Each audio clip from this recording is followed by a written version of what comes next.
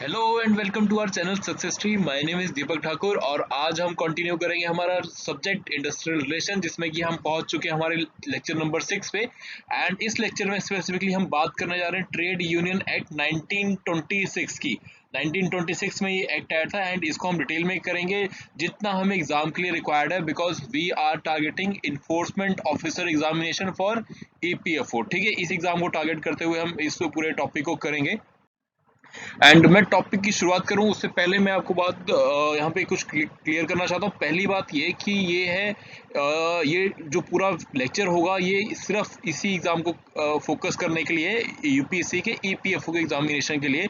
And जो हमने यहाँ पर इंटेंशनली मैंने कोशिश की है कि आपको सेक्शंस के नंबर्स में, डेफिनेशंस में ना उलझाकर स्पेसिफिकली हम उतना ही काम करें जितना हमें एग्जाम के लिए चाहिए। तो हम ये सब पे फोकस नहीं करेंगे। ठीक है, तो जो सीए की प्रिपरेशन कर रहे हैं स्टूडेंट्स या लॉ की प्रिपरेशन कर रहे हैं, वो भी हमारे इन वीडियोस को बहुत लाइक कर रहे हैं, बिकॉज बहुत इजी वे में हम इन लेक्चर्स में समझा रहे हैं पूरा इंडस्ट्रियल रिलेशन। तो मैं उनसे रिक्वेस्ट करूंगा कि हमारा यहाँ पे टारगेट स्पेसिफिकली इन्फोर्समेंट ऑफिसर का एग्जामिनेशन है, ईपीएफओ का एग्जामिनेशन है एंड हमने उसी स्पेसिफिक करना है। तो मैंने इंटेंशनली यहाँ पर कोई भी सेक्शन का नंबर आपको नहीं बताना है, ना ही कोई डिटेल आपको डेफिनेशन में लेके जाना है, बिकॉज उससे हमारे एग्जाम का पर्पस फुलफिल नहीं होता। हमने स्टार्टिंग से अपना मोटिव रखा है कि हम पॉइंट टू पॉइंट कवरेज करेंगे। तो जितना एग्जाम के लिए हमें रिक्वायर्ड है हम उतना अच्छे से करेंगे, कवर अप करेंगे, ताकि ये सारी इंफॉर्मेशन हम रिटेन भी कर सकें। ठीक है, तो मैं लेक्चर शुरू करता हूँ। उससे पहले एक और चीज़ आपको बोल दूं कि देखो, हमने अभी तक 5 लेक्चर कर लिए हैं।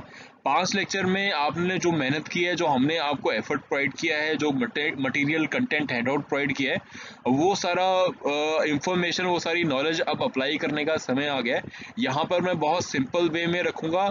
जहाँ कॉन्सेप्ट क्लैरिटी वाले टॉपिक थे, हमने कॉन्सेप्ट क्लैरिटी पे काम किया, अब बड़ा सिंपल चलेंगे।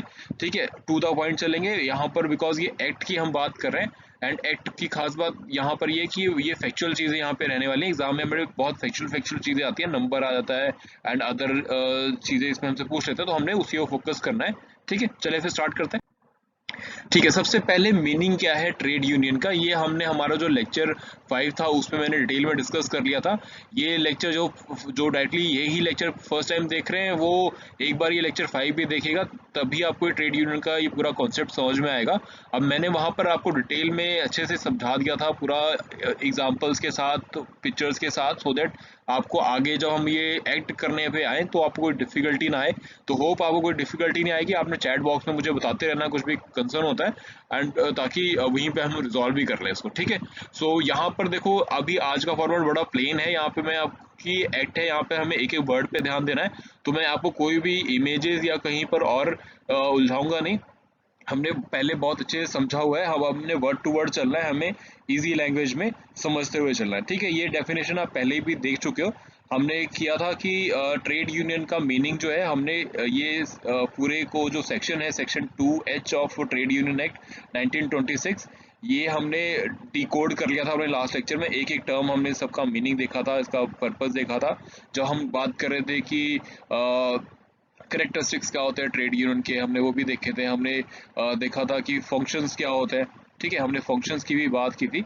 एंड इसके अलावा हमने बात किया था उसमें ऑब्जेक्टिव्स का। ठीक है, तो ये सारी चीज़ें हम पहले डिकोड कर चुके हैं। अब सिर्फ हमें एक्ट में जो चीज़ें पॉइंट टू पॉइंट दी है, बस वो देखनी है। ठीक है, तो चलिए फिर हम देख लेते हैं क्या कह रहा है एक्सप्लेनेशन। यहाँ पे डेफिनेशन क्या बोलती है, trade union means any combination. अब ये हमने देखा था कॉम्बिनेशन किसका होगा, क्या वो कॉम्बिनेशन ये टेम्परेरी भी हो सकता है और परमानेंट भी हो सकता है। मतलब कोई ट्रेड यूनियन कुछ टाइम के लिए बने और फिर खत्म हो जाए, या फिर वो हमेशा बनी रहे, लोग आते रहे, मेंबर्स आते रहे, जाते रहे, लेकिन जो ट्रेड यूनियन है वो वहीं की वहीं है। ठीक है, एंड दूसरी बात ये क्या करती है, ये रेगुलेट करती है रिलेशनशिप को, किसके बिटवीन, वर्कर और एम्प्लॉयर के बीच में। मतलब जो कंपनी की मैनेजमेंट है और जो लेबर है या वर्कर है, या फिर कंपनी के जो मालिक है उनके और वर्कर के बीच के रिलेशन। एंड दूसरा, वर्कर्स और वर्कर्स के बीच में भी डिस्प्यूट हो सकते हैं, चाहे वो प्रमोशन को लेके हो, चाहे वर्क इन्वायरमेंट को लेके हो, चाहे कौन से स्किल सेट में या कौन से डिपार्टमेंट में वो काम कर रहे हैं उसके रिलेटेड भी उनके इश्यूज होते हैं। तो वो भी ये ट्रेड यूनियन उस चीज पर भी अपने रूल्स एंड रेगुलेशंस बनाती है। और दो अलग अलग एम्प्लॉयर, जैसे हमने एग्जांपल लिया था अपने लास्ट लेक्चर में, होंडाई मोटर्स और होंडा मोटर्स, तो उनके भी बिकॉज एक ही इंडस्ट्री में दोनों काम कर रहे हैं, मैन्युफैक्चरिंग ऑटोमोबाइल इंडस्ट्री में काम कर रहे हैं, तो उनके भी कुछ डिस्प्यूट्स हो सकते हैं।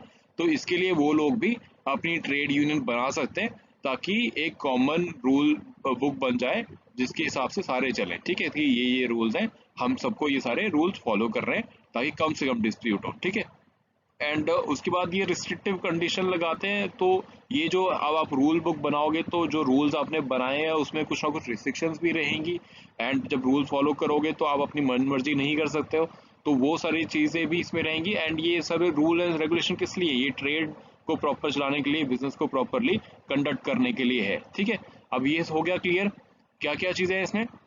एक की जो ट्रेड यूनियन बनेगी वो वर्कर और एम्प्लॉयर की भी हो सकती है, इन दोनों के रिलेशन को देखने के लिए भी हो सकती है, वर्कर और वर्कर के रिलेशंस को देखने के लिए हो सकती है, एम्प्लॉयर और एम्प्लॉयर के रिलेशन को देखने के लिए हो सकती है। ठीक है, और इसमें एक और बात है कि फेडरेशन। अब फेडरेशन क्या है? बेसिकली कि जो ट्रेड यूनियन आपने बनाई है, एक ट्रेड यूनियन ये होगी, एक ट्रेड यूनियन ये होगी, ये दोनों मिलके भी एक बड़ी ट्रेड यूनियन बना सकते हैं, दोनों उसके पार्ट हो सकते हैं, उसको हम फेडरेशन बोल देते हैं।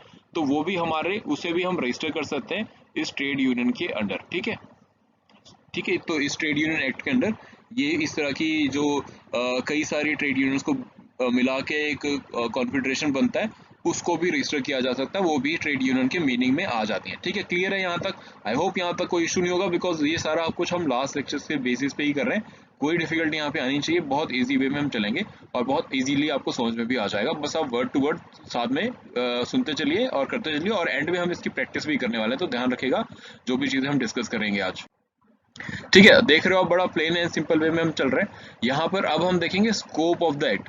देखो, इसमें पहली बात, ये जो एक्ट है ये हमारा आया था 25 मार्च को बना था, 25 मार्च 1926 को ये एक्ट बना था। ठीक है, एंड इसमें किस चीज़ को टारगेट कर रहे हैं? इसमें बेसिकली बात है कि ट्रेड यूनियन तो पहले भी होती थी, जैसे हमने हिस्ट्री देखी थी ट्रेड यूनियंस की, ये ट्रेड यूनियंस तो पहले से भी स्टैब्लिश हो रखी थी, लेकिन वो ऐसा स्पेसिफिकली किसी एक्ट के अंदर रजिस्टर नहीं हो रखी थी। ठीक है, तो ये एक्ट इसीलिए बनाया गया कि इनको रजिस्टर किया जाए, ताकि फिर ये अपने हर एक ट्रेड यूनियन अपना रूल्स एंड रेगुलेशन बनाए एंड प्रॉपरली फॉलो हो और डिसिप्लिन बना रहे किसी भी इंडस्ट्री के अंदर, किसी भी फैक्ट्री के अंदर एक डिसिप्लिन तरीके से काम हो सके। ठीक है, तो इस पर्पज से किया गया। तो acts provide for the registration of trade union, means वो रजिस्ट्रेशन पे फोकस कर रहे हैं कि हमको रजिस्ट्रेशन कर लेना चाहिए, ताकि इन ट्रेड यूनियंस को अब होता क्या है, जैसे सोसाइटीज हैं, तो आपने सोसाइटीज के एंड में देखा होगा, कई सोसाइटीज अपने एंड में लिखती हैं, यहाँ पर सोसाइटीज लिखा होगा और एंड में उसका नाम लिखा होगा सोसाइटी का, और एंड में लिखा होगा रजिस्टर्ड। ठीक है, तो बेसिकली ये वो सोसाइटीज एक्ट के अंडर रजिस्टर है, तो वो वहां पर रजिस्ट्रेशन उसका और ऐसी ट्रेड यूनियन भी अपने एंड में लिखती है ट्रेड यूनियन रजिस्टर्ड। ठीक है, तो रजिस्टर्ड मतलब क्या? रजिस्टर्ड मतलब वो इसी एक्ट के अंदर अपने आप को रजिस्टर करा रही है। ठीक है, तो ये एक्ट यही फैसिलिटेट करता है कि ये रजिस्ट्रेशन प्रोवाइड करता है ट्रेड यूनियन को, और साथ ही हेल्प करता है कि बिकॉज हर एक ट्रेड यूनियन अपने ट्रेड यूनियन को चलाने के लिए अलग अलग रूल्स एंड रेगुलेशंस भी बनाएगी, तो वो रूल्स वगैरह को डिफाइन करने में भी ये एक्ट जो है हेल्प करता है। ठीक है, सो इसी एक्ट के अंदर सारी जो ट्रेड यूनियंस है वो रजिस्टर कराती हैं अपने आप को। ठीक है, जो रजिस्टर्ड ट्रेड यूनियंस होंगी वो इसमें रजिस्टर कराएंगी अपने आप को। एंड दूसरी इंपॉर्टेंट बात इसमें ये है कि ये जो एक्ट है ये होल ऑफ इंडिया लगता है, ऑल ओवर इंडिया ये एक्ट अप्लाई होता है। तो इंडिया में किसी भी स्टेट में कोई भी ट्रेड यूनियन है वो अपने आप को इसमें रजिस्टर करा सकती है। एंड जैसा कि हम पॉलिटी भी देखते हैं, तो कई सारे जो एक्ट्स हैं, रूल्स हैं, वो जम्मू एंड कश्मीर पे अप्लाई नहीं होते, तो ये यहाँ पर जम्मू एंड कश्मीर पे ये रूल जो है अप्लाई होगा। ठीक है, तो ये यहाँ पर जो भी रूल्स एंड रेगुलेशन इसके अंदर बनेंगे, इस एक्ट में है, वो सारे जो है जम्मू एंड कश्मीर पे भी अप्लाई होंगे, और होल ऑफ इंडिया इसमें कवर अप होता है। ठीक है, तो ये हो गया इसका स्कोप ऑफ दिस एक्ट। ठीक है, क्लियर है? नेक्स्ट देख लेते हैं रजिस्ट्रेशन। अब रजिस्ट्रेशन कराना है, ठीक है, ये तो हमें क्लियर हो गया कि ट्रेड यूनियन बना हुआ था इनका, अब हुआ इनको होता है कि चलो हम रजिस्टर करा लेते हैं, बिकॉज रजिस्टर कराने से इनको फायदे क्या होंगे वो भी हम देखेंगे, बिकॉज इनको कुछ राइट्स मिल जाते हैं रजिस्टर कराने के बाद, अपने आप को एक रजिस्टर्ड ट्रेड यूनियन बनाने के बाद कुछ राइट्स मिल जाते हैं, कुछ इनको इसके अलावा कुछ प्रिविलेजेस भी मिलते हैं, ठीक है। तो वो प्रिविलेजेस राइट्स क्या हम डिस्कस करेंगे, एंड इसके अलावा कुछ रिस्पॉन्सिबिलिटीज कुछ ऑब्लिगेशंस भी आ जाती हैं, ठीक है। तो ये भी हम देखेंगे राइट्स बेसिकली क्या हक है, क्या विशेषाधिकार है, और क्या इनके इनके इसके अलावा इनके पास क्या कर्तव्य रहेंगे। तो वो सब कुछ यहाँ पे रहेगा, तो वो हम ये डिस्कस करेंगे आगे चल के, ये एग्जाम में भी, एग्जाम के लिए भी यूजफुल है। तो ये सब पर्पज से ट्रेड यूनियन अपने आप को कहती है चलो अब मुझे अपने आप को रजिस्टर करा लेना चाहिए।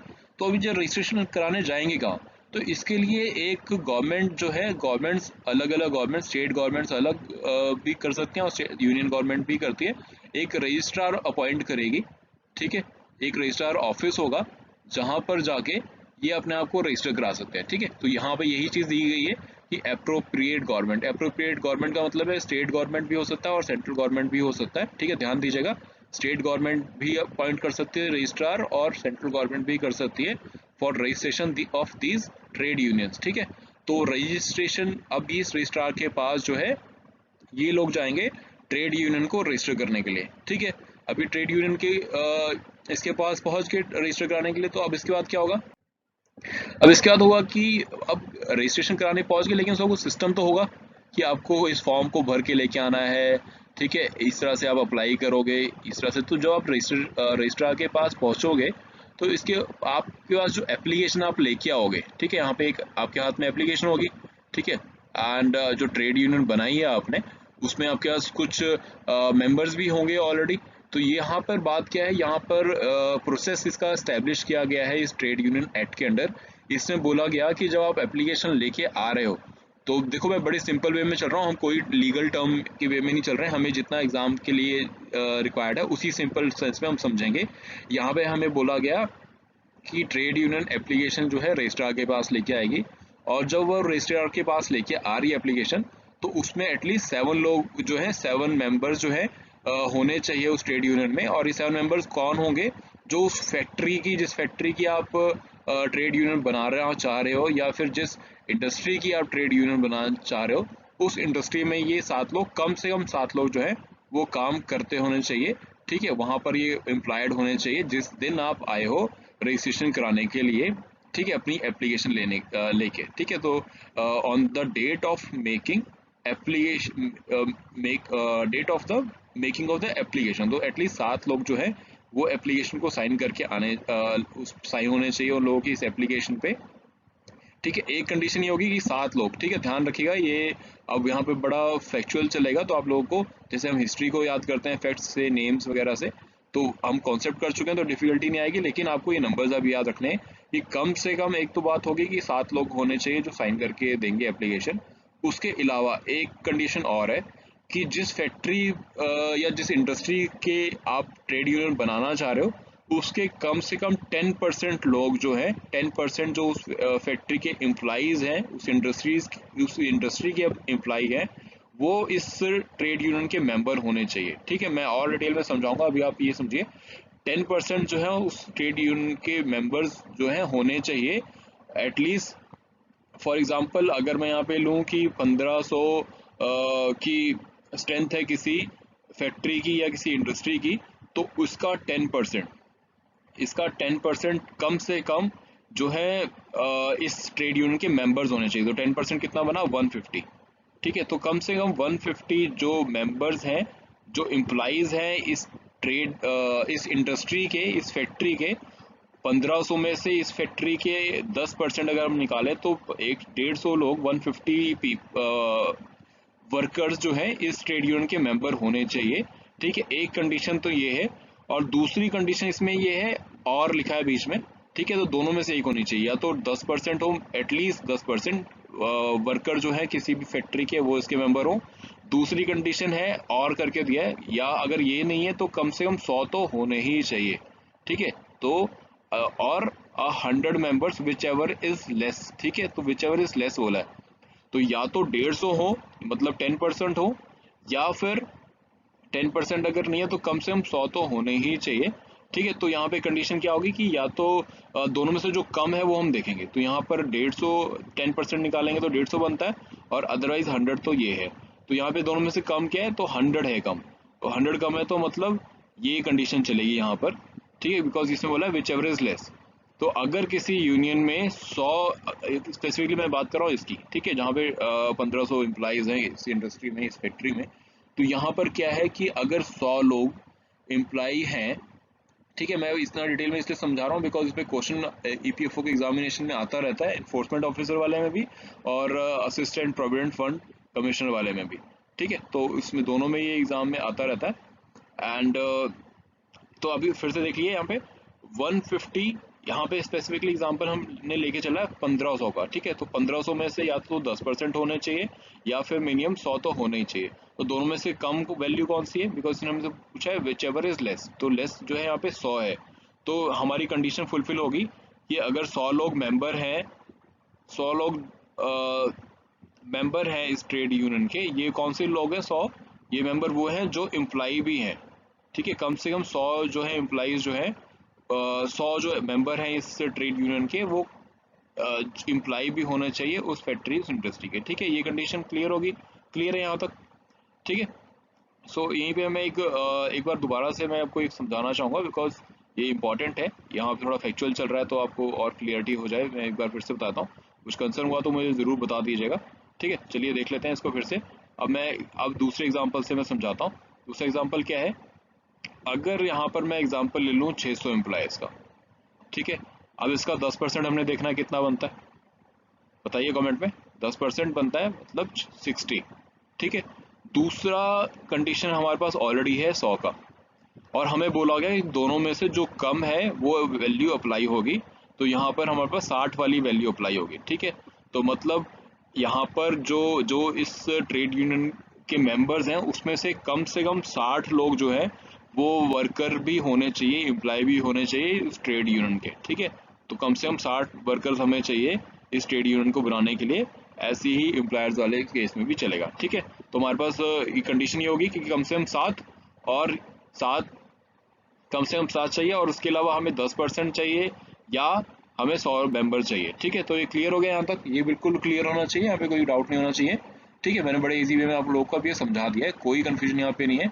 हमने बस 2 कंडीशन फुलफिल करनी है, एक तो 7 मेंबर होने चाहिए और मिनिमम 7 मेंबर होने चाहिए, और दूसरा ये कि कम से कम 10% हो या फिर 100 मेंबर हो, जो भी दोनों में से कम होगा वो चलेगा, ठीक है, क्लियर है।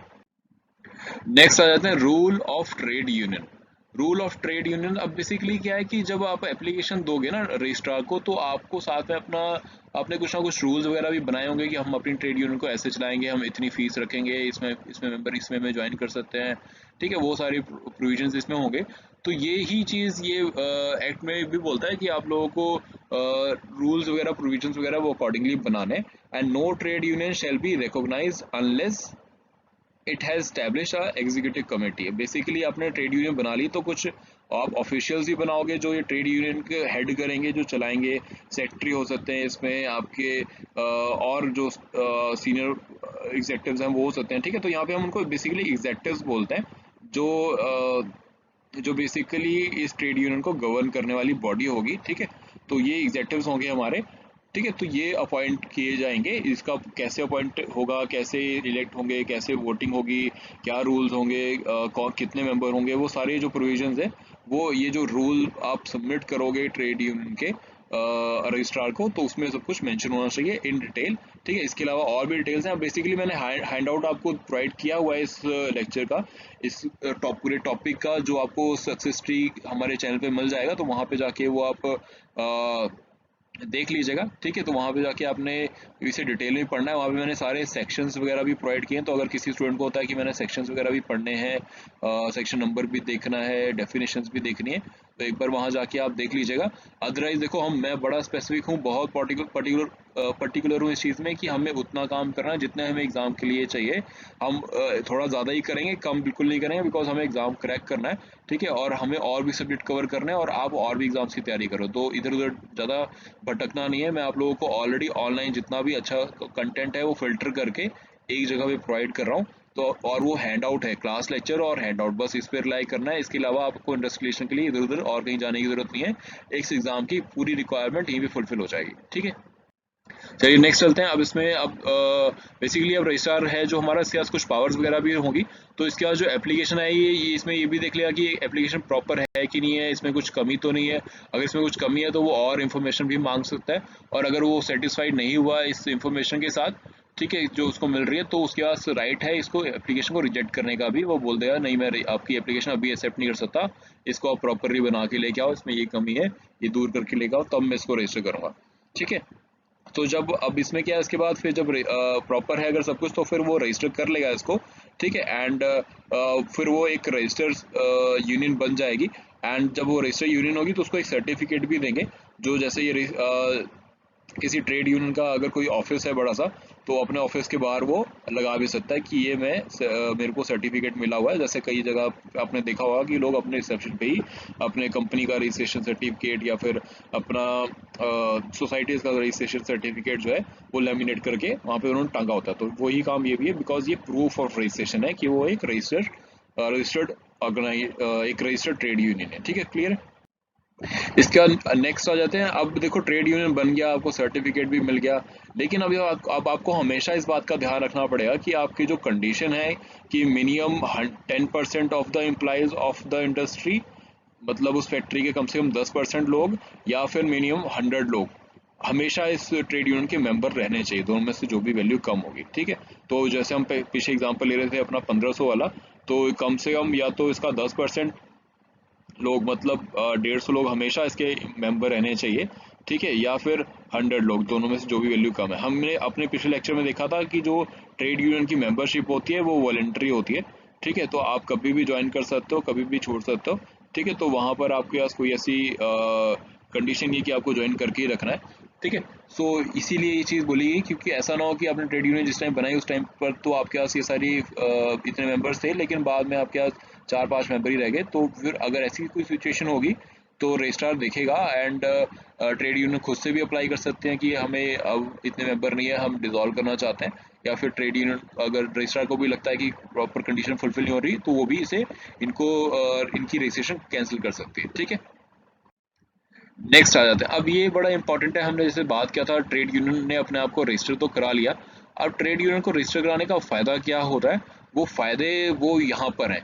ठीक है, सबसे पहली बात, जब ट्रेड यूनियन रजिस्टर हो जाती है तो वो बॉडी कॉर्पोरेट हो जाती है। बॉडी कॉर्पोरेट मतलब बेसिकली एक लीगल टर्म है। इसका मतलब ये रहता है कि जब आपको एक एंटाइटी आप बन जाते हो, मतलब खुद में ही एक आप नाम बन जाते हो। इसका फायदा क्या होता है कि आपके ऊपर आपकी कंटिन्यूटी बनी रहती है, मतलब मेंबर्स कोई किसी एक पर्सन के नाम पर पूरी जो ट्रेड यूनियन है वो नहीं चल रही। मेंबर्स आते जाते रहेंगे, वो आ रहे ना रहे, नए मेंबर आते रहेंगे, नए जो ऑफिस होल्डर्स हैं, ठीक है, वो भी आते जाते रहेंगे। जो एग्जेक्टिव्स है वो इसके में ज्वाइन करेंगे, छोड़ेंगे, अपनी फैक्ट्री चेंज कर लेते हैं, अपनी इंडस्ट्री चेंज कर लेते हैं, तो वो आते जाते रहेंगे। लेकिन ये परपेचुअल सक्सेशन यहाँ पे रहेगा कि ये हमेशा ट्रेड यूनियन बनी रहेगी। ठीक है, हमेशा कंटिन्यू रहेगी, और इसके पास अपना एक कॉमन सील होगा। ठीक है, ये सारे बॉडी कॉर्पोरेट के फीचर्स होते हैं। कॉमन सील होगा, मतलब जो इसे कुछ डॉक्यूमेंट वगैरह भी बना सकते हैं, उस पर अपने साइन कर सकते हैं अपने जो भी ऑफिस होल्डर है, और साथ में एक स्टैंप भी लगा के दे सकते हैं। ठीक है, अपने ऑफिस का। ठीक है, इसकी वैल्यू होती है कोर्ट में। ठीक है, सो उस पर्पज से रहता है। वैल्यू क्या है इसमें कि ये पावर टू कॉन्ट्रैक्ट है, कि कॉन्ट्रैक्ट भी कर सकते हैं। ठीक है, किसी के साथ अगर इनको किसी फॉर एग्जांपल किसी और ट्रेड यूनियन के साथ या किसी और पर्पज से किसी कहीं पे अगर कोई कॉन्ट्रैक्ट करना है, तो ये इंडिविजुअल जो, अब फॉर एग्जांपल अगर कोई इसका सेक्रेटरी है, तो सेक्रेटरी के नाम पे कॉन्ट्रैक्ट नहीं होगा, कॉन्ट्रैक्ट का नाम भी ट्रेड यूनियन के नाम से ही होगा। ट्रेड यूनियन ही उसमें एज अ पार्टी होगी, और ये अपने इसी पावर के बेसिस पे अपना कोई भी लैंड भी खरीद सकता है, कोई मूवेबल इमूवेबल प्रॉपर्टी, मतलब कोई कार्स वगैरह भी खरीद सकते हैं। ठीक है, तो अपने नाम पे प्रॉपर्टी भी खरीदी जा सकती है, चाहे वो मूवेबल हो चाहे इमूवेबल हो। मूवेबल मतलब आपकी फॉर एग्जांपल कोई ट्रांसपोर्टेशन का मोड ऑफ ट्रांसपोर्टेशन आपने ले लिया, बस ले ली, या फिर कोई कार वगैरह ले ली अपने ऑफिस पर्पस के लिए, या फिर इमूवेबल प्रॉपर्टी की आपने कोई ज़मीन ले लिया, कुछ कर लिया। ठीक है, तो उस तरह की चीज़ें ये आपको लीगल स्टेटस मिलने के बाद बेनिफिट हो जाते हैं। और इसके साथ ही आप किसी को फॉर एग्जांपल आपके जो फैक्ट्री के ओनर्स हैं, कंपनी है, उसको भी आप कोर्ट में समन करवा सकते हो, सू करा सकते हो, कोर्ट लेके जा सकते हो, या फिर आपको भी कोई कोर्ट में चैलेंज कर सकता है एज अ ट्रेड यूनियन। ठीक है, आपको नाम से नहीं बुलाएंगे वहां पर। ऐसा नहीं है कि सेक्रेटरी को ही डायरेक्टली कोर्ट में आना पड़ रहा है, उसके नाम पर केस चल रहा है, ऐसा नहीं होगा, ट्रेड यूनियन के नाम पे केसेस चलेंगे। ठीक है, बड़े सिंपल वे में समझाया, आपको क्लियर होना चाहिए। ठीक है, ये होता है बॉडी कॉर्पोरेट, जहाँ जहाँ पर आपकी ये चार कंडीशन जो है फुलफिल हो जाती है कि आपकी कॉमन सील होती है, आपकी कॉन्टिन्यूटी हमेशा बनी रहती है, आप कॉन्ट्रैक्ट कर सकते हो, आप प्रॉपर्टी होल्ड कर सकते हो, चाहे वो मूवेबल हो या इमूवेबल हो, और आपको कोर्ट में, आप किसी को कोर्ट में कोर्ट केस फाइल कर सकते हो अपने नाम से, या कोई आपके अगेंस्ट भी कोर्ट केस फाइल कर सकता है कोर्ट में। ठीक है, तो ये हो गया लीगल स्टेटस। इसके बाद जो हम बात कर रहे थे कि इनको कुछ राइट्स, कुछ प्रिविलेजेस मिल जाते हैं, तो हम वो एंड कुछ इनको बेसिकली इम्यूनिटीज भी मिल जाती हैं, कुछ इनको संरक्षण भी मिलता है। बिकॉज क्या है कि जब आप ट्रेड यूनियन बन जाते हो तो आप तो हो लेबर की यूनियन, लेकिन जो आपका ऊपर आपके जो मालिक हैं वो हैं बड़े कॉरपोरेट्स। ठीक है, बड़े साहूकार, बड़े बिजनेसमैन लोग हैं वो, तो आपको वो दबाने के लिए उनके पास हमेशा हथियार रहेगा, उनके पास वो अफोर्ड कर सकते हैं बड़े बड़े लॉयर्स को, आप नहीं कर सकते हो। ठीक है, ना ही आपके पास इतनी नॉलेज है, ना ही आपके पास इतना पैसा है। तो यहाँ पर क्या होता है कि इस चीज़ से ट्रेड यूनियंस को बचाने के लिए ट्रेड यूनियन एक्ट के अंदर 1926 के इस एक्ट के अंदर उनको कुछ इम्यूनिटीज भी दी जाती हैं कि फॉर एग्जांपल ट्रेड यूनियन ने अगर धरना प्रदर्शन किया तो जिस दिन एक तो पहली बात वो प्रॉपर होना चाहिए, धरना प्रदर्शन जो भी है उसमें वायलेंस वगैरह ना हो। तो अगर ऐसा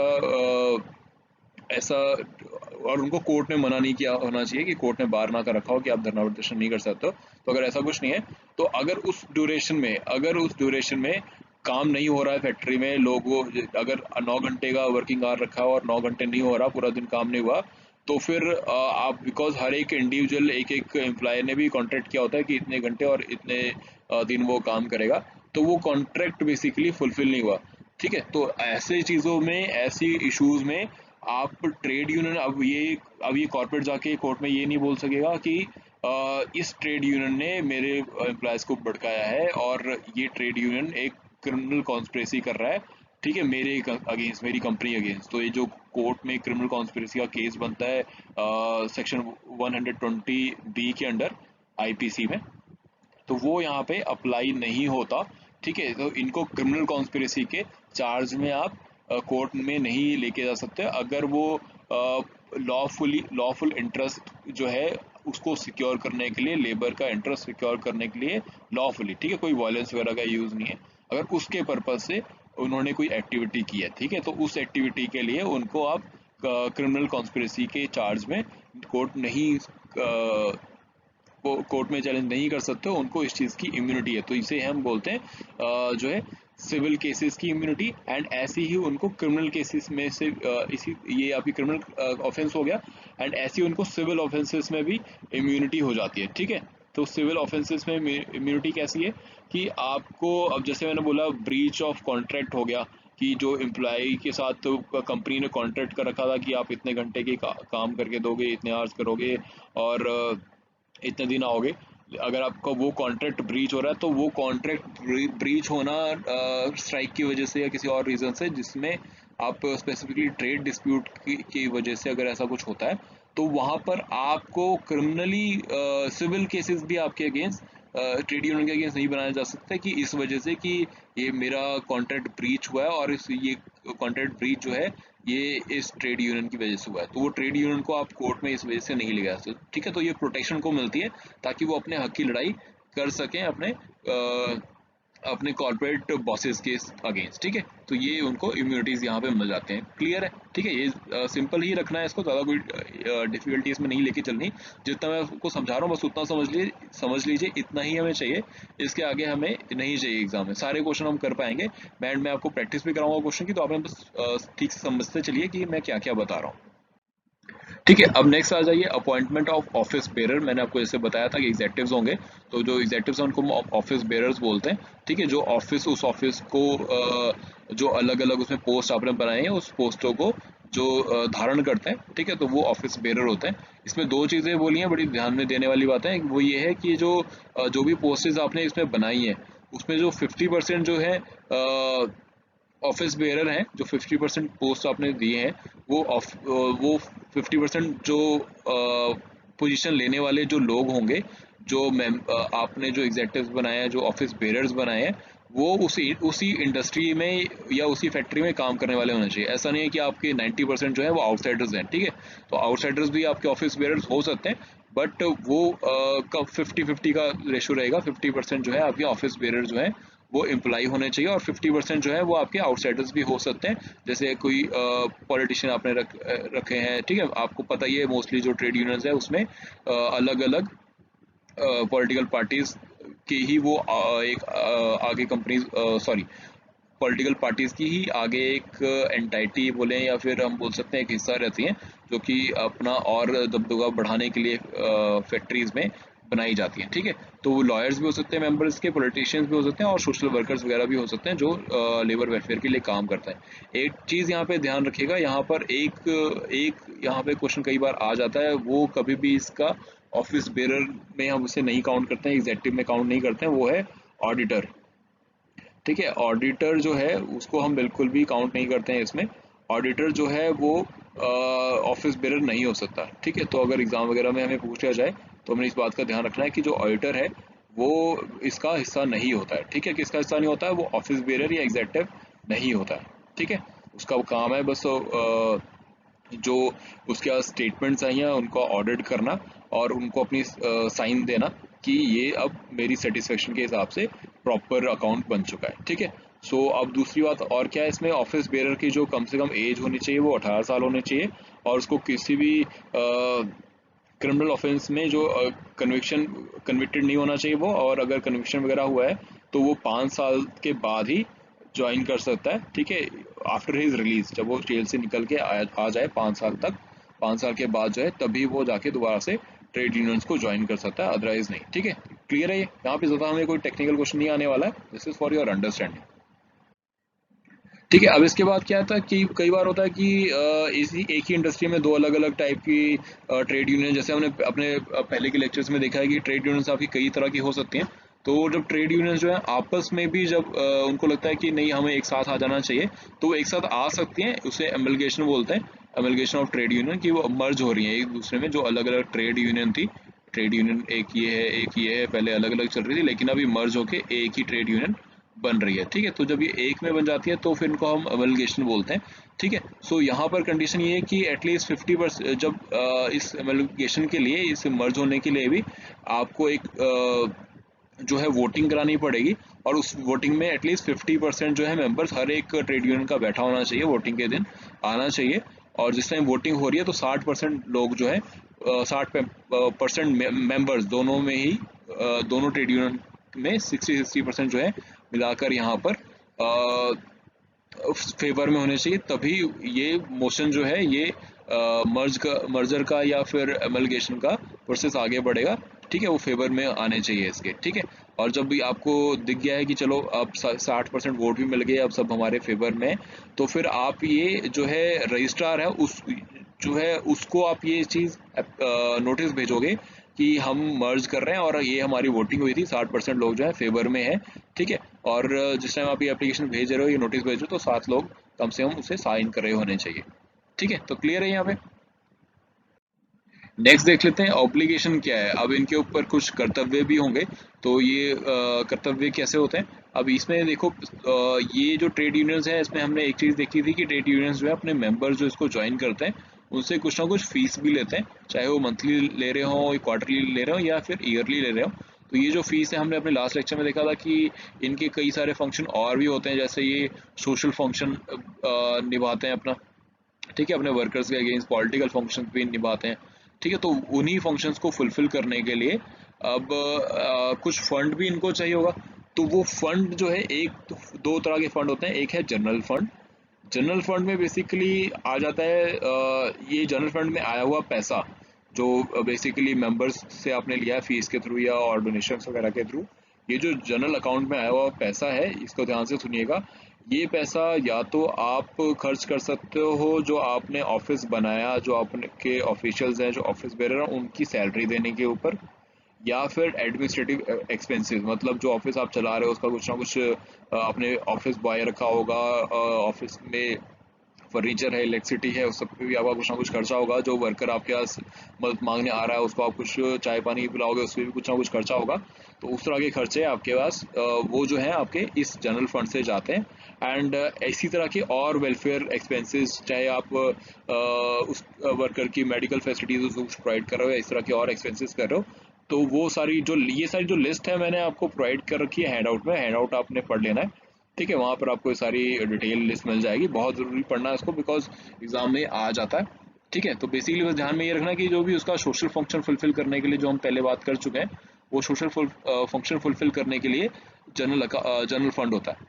ठीक है, अब यहाँ पर बेसिकली जनरल फंड के पैसे को आप किसी पॉलिटिकल पार्टीज की कैंपेन को फंड करने के लिए नहीं लगा सकते। जैसे हमें पता है कि पॉलिटिकल पार्टीज हेल्प करती हैं ट्रेड यूनियन को, और ट्रेड यूनियन हेल्प करता है पॉलिटिकल पार्टीज को। तो वो हेल्प ऐसा ना हो कि आपने अपना फंड ही जो आपके पास आया था ये सोशल वेलफेयर की एक्टिविटीज करने के लिए, वो आपने किसी पॉलिटिकल पार्टीज की पॉलिटिकल एक्सपेंस में उनकी कैंपेनिंग वगैरह में खर्च कर दिया। तो ऐसा नहीं होना चाहिए। उसके लिए ये एक्ट बोलता है कि आप अलग से फंड बना सकते हो। ठीक है, तो ध्यान रखिएगा, इसके लिए ट्रेड यूनियंस अलग से फंड बना सकती हैं, पॉलिटिकल फंड हम उसे बोलेंगे, जहां पर इस तरह के एक्सपेंसेस वो कर सकें। ठीक है, जहां पर किस तरह के एक्सपेंसेस, पॉलिटिकल पार्टीज को फंड करने के एक्सपेंसेस वो कर सकें। ठीक है, फॉर देयर सिविल और पॉलिटिकल इंटरेस्ट को सिक्योर करने के लिए। ठीक है, अब ट्रेड यूनियंस को भी पता है कि अगर इस पॉलिटिकल पार्टी को हम अभी फंड करेंगे तो बाद में अगर ये जीतती है तो हमारे फेवर की पॉलिसीज बनेगी। जो हमारा एम्प्लॉयर उसे पता होगा कि ये ट्रेड यूनियन जिससे जो इस ट्रेड यूनियन को जो पॉलिटिकल पार्टी सपोर्ट कर रही है वो अभी पावर में है, तो हमें इनकी बात मान लेनी चाहिए बिकॉज जो पावर में है उसकी लाठी उसकी भैंस हो जाती है। ठीक है, तो ये चीज़ का ध्यान रखने के लिए लेकिन इस फंड को सेपरेट रखा जाएगा ताकि जो मिस यूज़ ना हो जाए। जो फंड हमने वेलफेयर के लिए रखा है वो इससे पॉलिटिकल फंड में ही ना चला जाए। ठीक है, और ये कोई कंपलसरी फंड नहीं है। ठीक है, जिसको कंट्रीब्यूट करना है करें, नहीं करना नहीं ना करें, ऐसी कोई कंपल्शन इसमें नहीं रहेगी। ठीक है, आप एम्प्लॉयर की मेंबर है, जो वर्कर है, जो ट्रेड यूनियन का मेंबर भी है, उसकी मर्जी है, अगर वो कंट्रीब्यूट करता है ठीक है, नहीं करता तो कोई बात नहीं। ठीक है, अब इसके बाद हम देख लेते हैं ट्रेड यूनियन को और भी कुछ चीज़ें ध्यान में रखनी होगी। अब वो इतना अकाउंट उनके पास आ रहा है, फंड आ रहा है, मेंबरशिप का पैसा आ रहा है या फिर और चीज़ें आ रही हैं, तो उनको एक अकाउंट बुक भी बना के रखना पड़ेगा कि जितना उनके पास खर्चा हो रहा है, जितना पैसा आ रहा है, जितना जा रहा है, वो सब कुछ, और मेंबरशिप का रजिस्टर भी बना के रखना पड़ेगा। ठीक है, मेंबरशिप का रजिस्टर आपको पता है क्यों बना के रखना, ताकि जब रजिस्ट्रार आए कभी चेक करने तो उसे दिख जाए कि इसमें क्या कुछ कितने मेंबर्स हैं, और मेंबर्स भी आके अपना ये रजिस्टर चेक कर सकते हैं, अकाउंट बुक चेक कर सकते हैं। ठीक है, मेंबर्स को भी ये राइट रहता है कि वो भी आके अकाउंट बुक चेक कर सकें, कुछ भी इशू होता है तो वो समझ सकें। ठीक है, और अगर आपने कुछ, जो हमने स्टार्टिंग में देखा था कि ट्रेड यूनियन अपना एक रूल्स वगैरह बना के सबमिट भी करती हैं रजिस्ट्रार को, तो वो उसमें अगर आपने कुछ चेंज किए कुछ समय में बाद में रूल्स वगैरह में कुछ चेंज किए, तो वो जो चेंज किए हुए रूल्स हैं वो आपको 15 दिन के अंदर रजिस्ट्रार को सबमिट करना है कि भाई हमने ये रूल्स चेंज किए हैं अपने उस पूरे रूल बुक में, तो ये हमारे चेंजेस हैं, इसे आप देख लो, हम आपको सबमिट कर रहे हैं। ये मैंडेटरी है कि वो 15 दिन के अंदर जो भी चेंजेस उन्होंने किए हैं, ऑल्ट्रेशन किए हैं, वो आके सबमिट करें। ठीक है, ये क्लियर हो गया। अब इसके बाद मैंने आपको ऑलरेडी बता दिया कि ये एनुअल स्टेटमेंट भी उनको देनी होगी कि जितने भी पैसे आए, जहाँ भी खर्चे, वो सब कुछ अब वो जैसे इमोबल और मूवेबल प्रॉपर्टी ले सकते हैं, तो इस एसेट का उनको बताना है कि साल में क्या एसेट बढ़ा, क्या घटा, क्या लाइबिलिटी बनी, क्या, एंड ये सब कुछ जो है उनको जो उनको ईयर रहेगा इसके लिए उनके पास वो 31 दिसंबर रहेगा। तो मतलब आपका 1 जनवरी से लेके 31 दिसंबर तक का आपके पास जो भी एक्सपेंसेस हुआ उसका पूरा स्टेटमेंट बना के आप प्रॉपरली उसे ऑडिट करवाओगे, और फिर वो ऑडिट कर आके आप रजिस्ट्रार को सबमिट करोगे। ठीक है, तो रजिस्ट्रार के पास वो सब आपका जो पूरा ये statement, annual statement of received expenditure और एसेट एंड लाइबिलिटीज वाला भी पूरा पहुंच जाना चाहिए रजिस्ट्रार के पास। कितने टाइम में, ये टाइम जो है ये रजिस्ट्रार खुद से आपके लिए, जब उसने आपको सर्टिफिकेट दिया था तो उस सर्टिफिकेट में ही उसने आपको टाइम भी बता दिया होगा कि इतने टाइम में आपके जो है एनुअल स्टेटमेंट मेरे पास आने चाहिए। ठीक है, तो हर एक ट्रेड यूनियन का वो अपने हिसाब से देख लेते हैं, किसी में बड़े ज़्यादा मेंबर्स होते हैं, किसी में कम होते हैं, वो अपने अकॉर्डिंगली रजिस्ट्रार खुद से बता देगा आपको। ठीक है, तो चलिए फिर ये थे हमारे आज के सारे क्वेश्चंस। अब हम वन बाय वन इनकी प्रैक्टिस करना शुरू करते हैं एंड आप लोगों को बहुत अच्छे से आंसर करने हैं। आपके सामने क्वेश्चंस अब आ गए हैं, इजी क्वेश्चन रहेंगे, आपने जो समझा बस वहीं से है, इसके बाहर से कुछ नहीं आने वाला। हैंड आउट मैंने दिया हुआ, आंसर पढ़ लीजिएगा। अब ये क्वेश्चन पढ़ो और इसका आंसर करो। ठीक है, वन बाय वन हम चलेंगे। For registering a trade union under the union trade act 1926 which of the following is the minimum number of worker. हमसे यहाँ पे क्या पूछ रहा है कि minimum number of worker required to be employed in the establishment, मतलब किसी भी एस्टेब्लिशमेंट में या फैक्ट्री में आप कितना मिनिमम क्राइटेरिया क्या है कि कितने जो मेंबर्स हैं इसके वो वर्कर्स भी होने चाहिए किसी भी इंडस्ट्री के। तो हम देख लेते हैं, यहाँ पर मुझे एक यहाँ पे दिख रहा है 10% और 100 वर्कर लिखा है, विच एवर इज लेस। ठीक है, यहाँ तक ये ठीक है। और सब्जेक्ट टू मिनिमम ऑफ 7। ठीक है, तो ये क्राइटेरिया फुलफिल है। चैट बॉक्स में आप फटाफट रिप्लाई करते चलिए अपने आंसर्स को and I hope most of the students का यही आंसर होगा, बी। ठीक है, B is the correct answer. Next आ जाते हैं question number 2। The registered trade union can collect political fund. कर सकती है वो कलेक्ट या नहीं कर सकती? अगर कर रही है कलेक्ट तो उसे हम क्या किस में आएगा वो? From its member. General fund में आएगा? नहीं, जनरल में नहीं आएगा, बिकॉज जनरल में जो है उनकी बेसिकली जो सोशल फंक्शंस है उनको फुलफिल करने के लिए फंड है।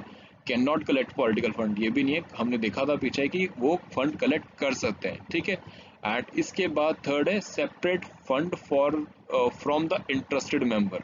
हमने ये चीज देखी थी, सेपरेट फंड तो बनाना पड़ेगा पॉलिटिकल फंडिंग के लिए, और लेकिन वो सब पे अप्लाई नहीं होगा, इसमें कोई कंपल्शन नहीं है। जो करना चाहे इंटरेस्टेड जो है वही कंट्रीब्यूट करे। तो सी हमारा आंसर है। गुड, आप लोग भी आंसर करते रहिए साथ ही साथ। नेक्स्ट क्वेश्चन पे चलेंगे। Question number 3। Which of the following is not considered to be a legal status. ये मैंने आपको बहुत अच्छे से समझाया है, इसका आंसर मुझे बिल्कुल करेक्ट चाहिए। कोई भी स्टूडेंट इसका इनकरेक्ट आंसर नहीं करेगा, आराम से पढ़ो और आंसर करो। Legal status for a registered union. तो लीगल स्टेटस में क्या क्या चीजें मिलेंगी उसको?